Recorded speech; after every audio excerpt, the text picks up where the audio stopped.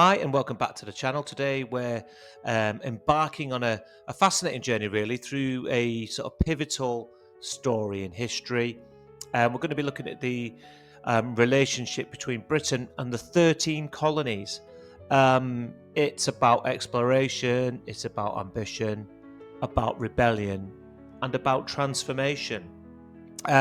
So, how did a handful of British settlers arriving in a distant and unfamiliar land create thriving communities that eventually broke free to form a new nation?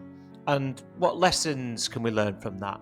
What lessons can we learn from this extraordinary period?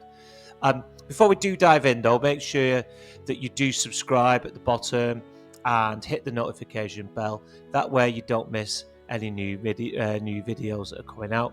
Particularly if you do enjoy learning about history, because we've got loads of them on here. But now let's move on. Let's rewind the clock to early 1600s when Britain first turned its attention to North America. So picture Britain in the early 17th century.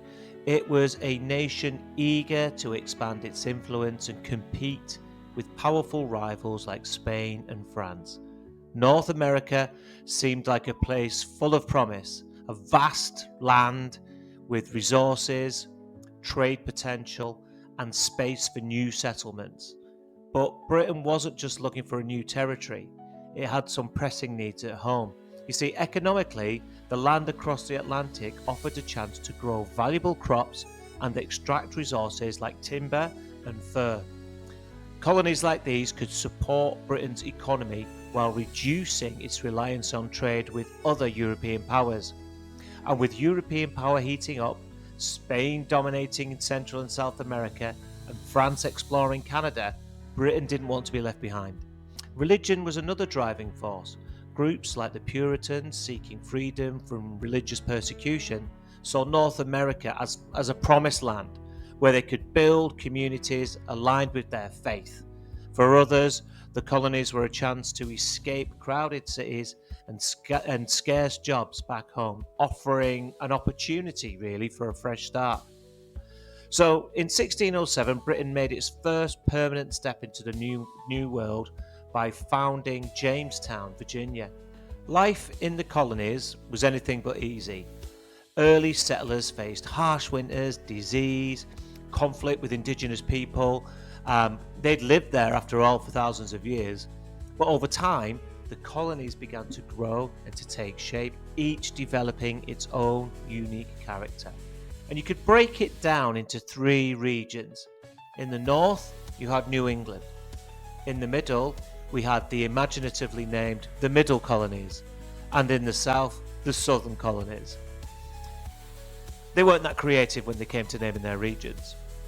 Up north then, the New England colonies were places like Massachusetts and Rhode Island. They were rooted in community and religion. The Puritans, with their strong religious beliefs, shaped the culture there. Fishing, shipbuilding, trade became the backbone of the economy as the rocky soil made large-scale farming difficult. In the middle, you've got places like Pennsylvania, New York, and they were known for being diverse. Settlers came from all over Europe, bringing different cultures, different religions, different ideas. These colonies were often called the breadbasket because of their abundant wheat production. And then, of course, we've got the South, Virginia, Maryland, the Carolinas, etc. This is where agriculture reigned supreme. Tobacco, rice, indigo were major cash crops grown on sprawling plantations. But this prosperity came at a cost. The labour-intensive farming relied heavily on enslaved African labour, creating a dark legacy that would haunt the region to this day. So by the mid-1700s, the 13 colonies had grown into a thriving society with over 2 million people living there. But beneath the surface, tensions were brewing between Britain and its colonies. And when I say brewing, there's a pun intended. One major turning point was the French and Indian War, which took place between 1754 and 1763. Britain and France fought for control of North America. While Britain emerged victorious, the war came at a steep cost. Deeply in debt, Britain turned to its colonies to help foot the bill. This led to a series of unpopular taxes, starting with the Stamp Act in 1765.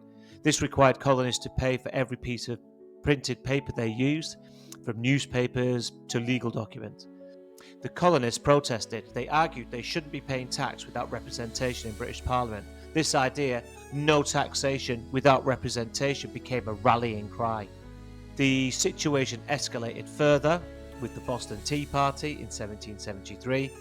Colonists, furious over the Tea Act, boarded British ships and dumped an entire shipment of tea into the Boston harbour. It was a bold act of defiance that enraged Britain and led to the harsh, intolerable acts, punishments meant to bring the colonies back in line. Instead, these actions only united the colonies, and in 1774, representatives across the colonies met at the First Continental Congress to organise resistance. War was on the horizon. So this leads us to the American Revolution. The first shots of the revolution were fired in April 1775 at the battles of Lexington and Concord, marking the beginning of a war that would change history. Leading the charge was a young George Washington, who commanded the Continental Army. Meanwhile, leaders like Thomas Jefferson penned the Declaration of Independence, a powerful document that proclaimed the colonies' freedom and outlined the ideals of liberty and equality. The war wasn't easy. The colonists faced challenges like shortages of supplies and harsh winters, but they also had key victories, such as the Battle of Saratoga in 1777, which convinced France to join the war as their ally. The final blow came at the Siege of Yorktown in 1781, where British General Cornwallis surrendered to Washington. 2 years later, the Treaty of Paris officially recognized the United States as an independent nation. So the story then of the 13 colonies doesn't end with independence. For Britain, losing the colonies was a blow, but it prompted the empire to focus on other parts of the world, like India and Australia that we've looked at in other videos. For the newly formed United States, independence brought opportunities and challenges.